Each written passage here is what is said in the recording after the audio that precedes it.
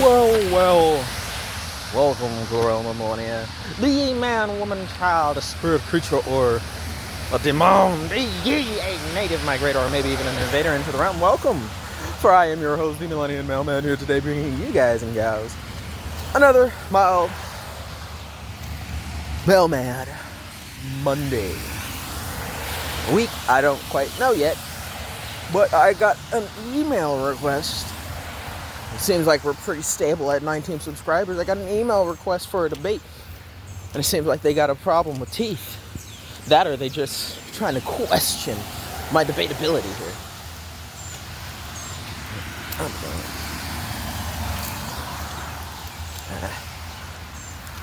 I walk in pajama bottoms and flip-flops, and there was a big old twig in my way. I just hurt my toes. I feel like that branch cut my toe a little bit. But anyway, it seems like the person who sent in the email request for a debate hot take topic had a beef with clean teeth.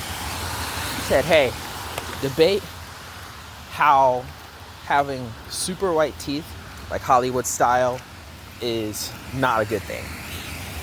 I want to see how well you do, if you can. Thank you. I sent an email back like 2 days later, because that's when I looked at it, and I said, hey, did you want me to tell the people your name? And he or she did not respond. So who knows? But yeah, this will be the Mailman Monday for that person, if we ever get to it. Because I'm not redoing the Mailman Monday. I'll put it in the description.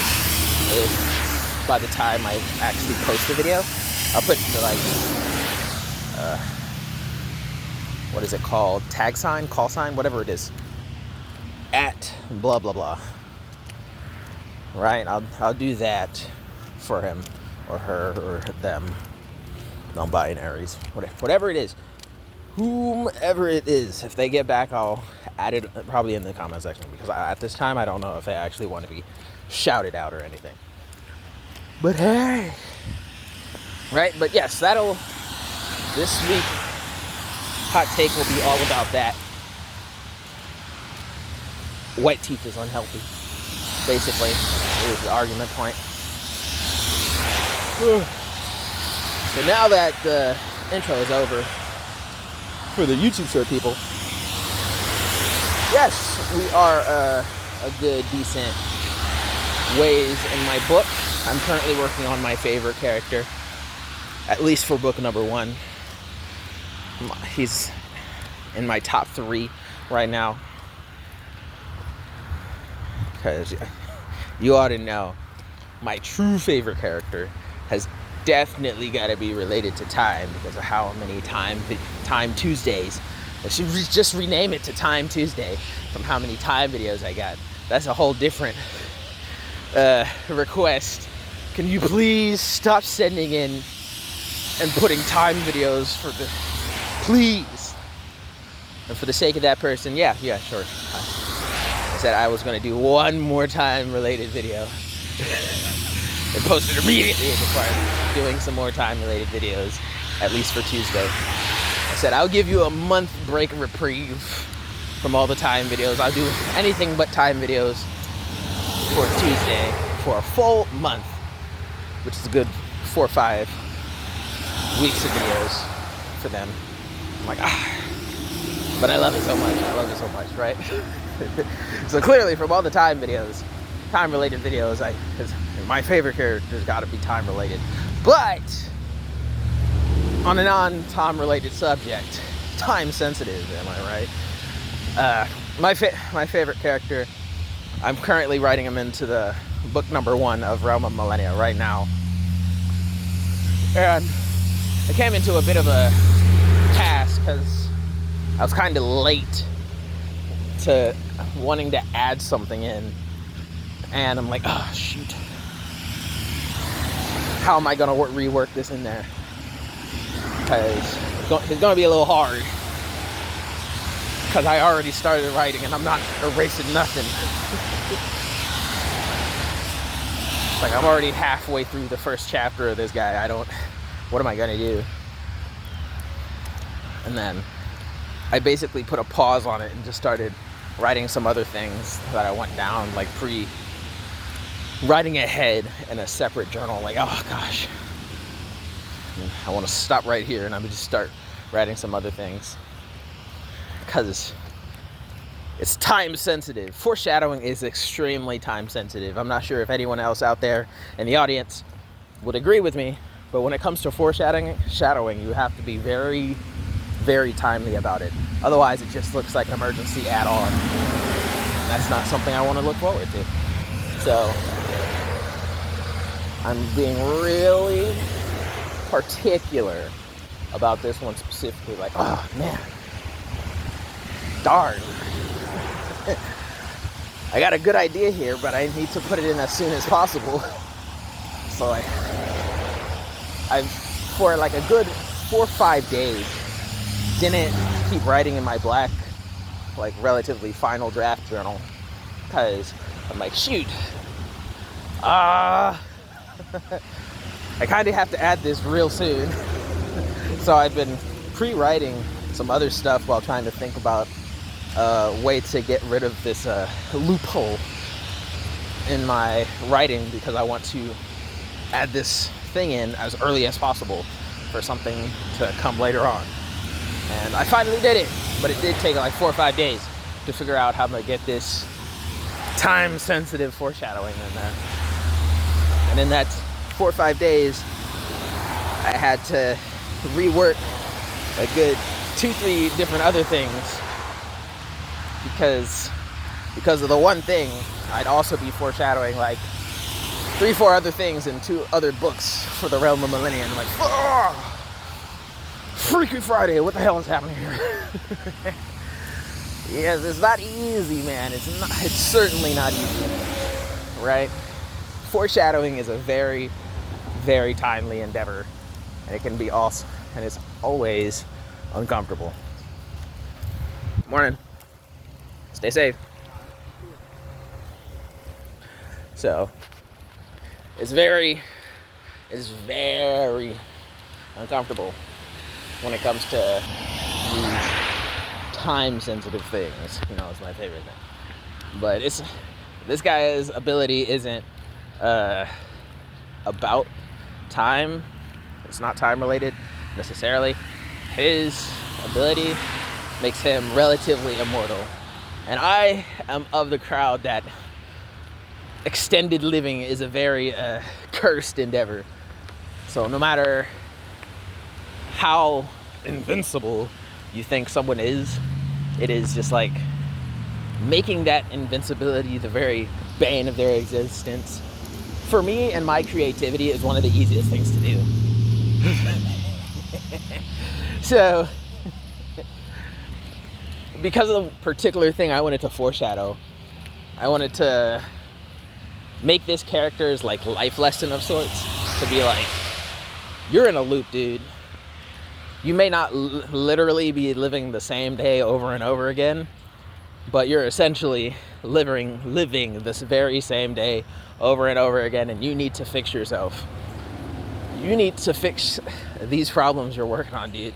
Because if you don't, you're just going to be stuck in this cycle. You got me stuck inside your love cycle. You read my love Bible. Right? I just wanted them to be stuck in the cycle. And I wanted like the life lesson for their slew of chapters that I was writing for them to be like, hey, I have to talk myself out of this. Otherwise, nothing will ever change. And I'll be here from here to the day I die. So it was definitely a stringent endeavor. And I'm loving every bit of it. Yes, it's very tedious. Foreshadowing can be very hard to do properly. Foreshadowing is not that hard to do. You can just copy, paste 20 chapters earlier, right? But what's the term for that? That's the cop-out way out, right? And I'm not into that. I don't want to do that. Not from one of my favorite characters. I don't want to take the cop-out way. So I'm trying to write it as eloquently as I freaking possibly can. Which, of course, makes foreshadowing a very timely endeavor. I want to word it in a particular way that may not pop out in your face, but upon a reread would be like, oh my God, they were talking about that stuff way early on. Like, yeah, it was. It wasn't in your face, but it was certainly still there. I had the basis right there early on for you. And that is honestly one of the hardest things for me right now. Because anytime I look at my chapter by chapter guideline for how I wanted to write the book and things I wanted in each chapter for each character, the hardest thing is to make sure I'm integrating foreshadowing properly such that these unassuming interwoven connected characters still make sense without having that new modern day weird in your face I'm gonna tell you everything, right? Because trailers used to be awesome and that they wouldn't tell you the whole story before you actually watch the movie, right? And I don't want to fall into that my audience is too dumb and stupid to figure it out trope. I want, even if it's like low-key Megamind level, I still want to give the opportunity to the audience to be like, hey, I discovered this on my own. It wasn't in my face, even though it was in my face. Because I have faith in you, even if I shouldn't. I want to love you guys, my audience. That, like, hey, it's possible. But of course not. So, yeah, that's pretty much all I had to say on that one. I feel like I'm gonna digress way too much if I keep talking. So, I'm gonna let it be there. But that's the gist. This week's hot take topic is gonna be centered around the email request that I bet you can't debate why white teeth is not healthy. So, bet I'm gonna do it. I look forward to whatever Wednesday. I don't know which week this is. If I make it into a short, I will definitely have a week up and posted already, but we'll see. Dude, this truck right here is the one that hit me. Bam! Execute me, dude. Literally. That truck right there is the one that hit me the last time I was doing a morning walk. Fuck, dude. Literally, if I did not stop to kick that branch out the freaking sidewalk earlier, I would have literally been right in front of that truck, and he would have probably hit me again. Dang, dude. Anywho, but hey, that's just me, your Millenian mailman. Look at the deities. Oh man.